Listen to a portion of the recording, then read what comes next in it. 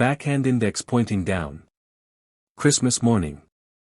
A box too big to wrap. Your father on the floor arguing with a diagram that makes no sense. Then you pull the trigger. That sound. That smell. Warm plastic electric ozone childhood burned into memory. For millions of boys in Britain this was not just a toy. This was Scalextric. But today it is not British anymore. And the factory that built those memories is gone. In February 2026 Scalextric was sold to American investors. Manufacturing left Britain long ago.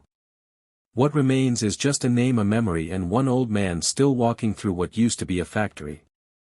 To understand how Britain lost Scalextric you have to go back to a racetrack and a man who could not stop watching cars. Early 1950s Goodwood.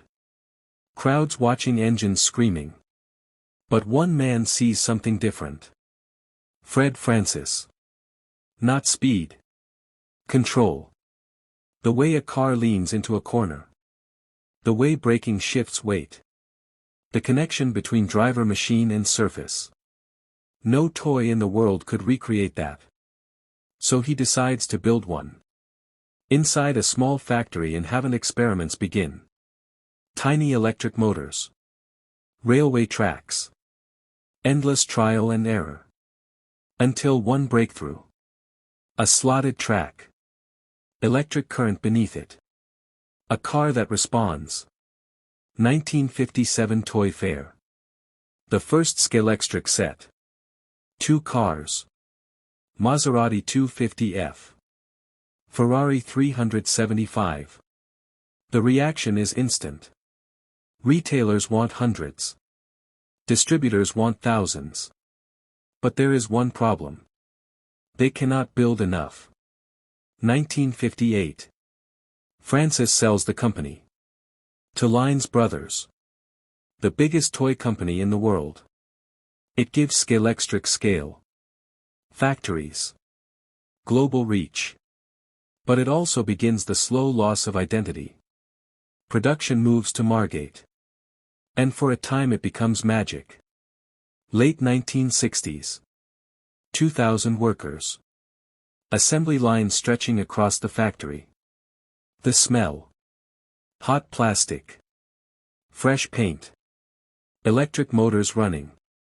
New innovations. Plastic cars replace metal. Trigger controllers add control. James Bond sets bring iconic cars into homes. Christmas morning becomes a ritual. Scalextric is no longer a toy. It is a culture. 1971 the empire collapses. Then again in 1980. Twice bankrupt. But Scalextric survives. 1981 management takes control under Hornby. They innovate. Crash racing sets. Replaceable parts. Then magnet traction. Cars grip the track like never before. Someone in that factory was still thinking like an engineer. The real threat is not business. It is the screen. Video games take over. Children stop building tracks. They start racing digitally. Why spend hours building when you can race instantly? The market shrinks slowly but permanently. 1999. Production moves to China. More than 400 jobs gone. Machines shipped overseas. The factory falls silent. Because the numbers said it made sense. And numbers always win. Today one man remains. Peter Oliver. 90 years old. Joined in 1967. He saw everything. The noise. The workers. The life. Now he gives tours. Shows visitors what used to be. He is the last connection between what Scalextric was and what it has become. February 2026. Scalextric is sold again. To new investors. For £20 million. What they bought. The name. The designs. The history. What they did not buy. The factory. The workers. The soul. Stand outside the old factory. Close your eyes. Hear the machines. Smell the plastic. See the workers.